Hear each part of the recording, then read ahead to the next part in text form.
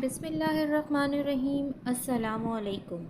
तरक्की याफ्ता ममालिक में ट्रैफ़िक सिग्नल्स पर कैमरे लगे होते हैं जो सिग्नल की ख़िलाफ़ वर्जी को फ़ौरन नोट कर लेते हैं और कुछ ही देर में आपका जुर्म मोबाइल पर मैसेज की सूरत में आपके सामने आ जाता है।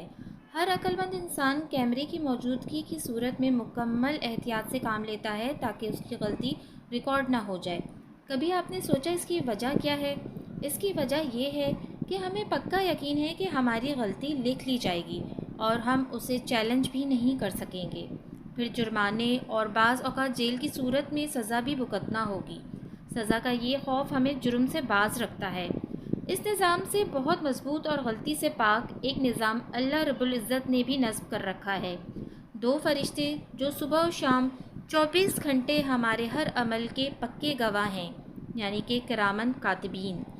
इन फरिश्तों में से एक इंसान की दाईं तरफ होता है जो नेकियां तहरीर करता है और एक उसके बाएं तरफ होता है जो बुराइयां लिखता है।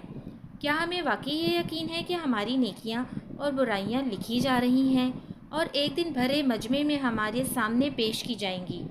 अगर वाकई ये यकीन हासिल हो जाए और अल्लाह का खौफ हमारे दिल में मौजूद हो तो कभी तन्हाई में भी गुनाह करने की जुर्रत ना हो।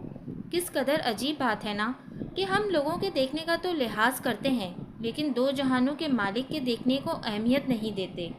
मेरे भाइयों, जो गुजर गया उस पे निदामत के साथ सच्ची तौबा कीजिए और आइंदा से एक पाक साफ और सुथरी ज़िंदगी गुजारने का अज़म कीजिए। अल्लाह हम सबको तौबतन नसूह नसीब फरमाए।